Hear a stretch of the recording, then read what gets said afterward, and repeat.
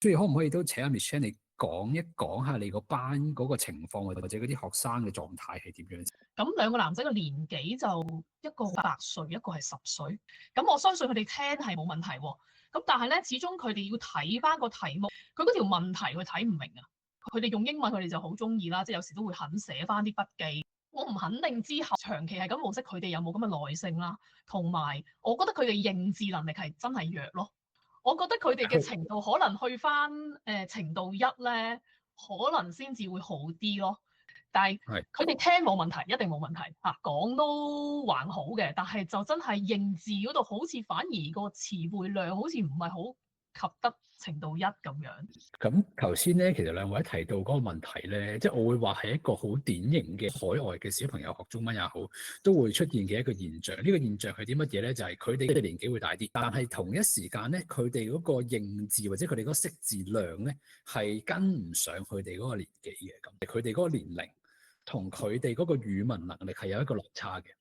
即係大家明我意思啊嘛，咁咧，所以我哋同事咧第一堂咧都有去到即係你哋嗰個課堂上面談，咁佢嗰個建議咧，其實佢都喂，使唔使掟翻佢哋落第一級會好啲啊？我嘅睇法咧，我就唔建議佢哋落翻去第一級嘅。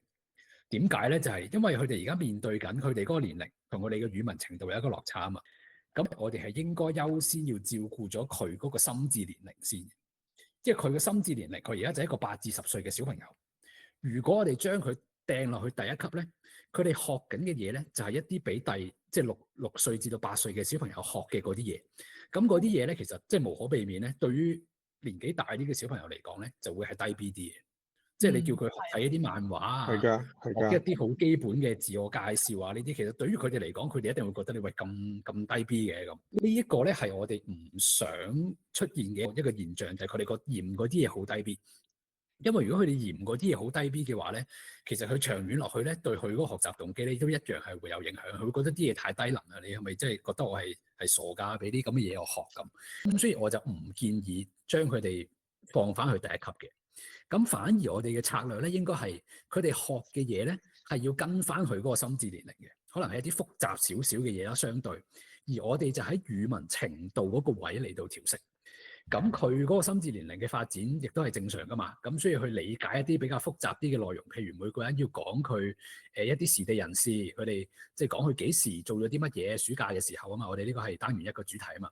咁呢啲內容咧，亦都係應該係合乎佢哋嘅心智年齡嘅。即係譬如你舉個例，我再由另一個極端啦嚇，譬如我舉個例，我要佢哋學下嗰啲加密貨幣背後係點樣運作嘅咁。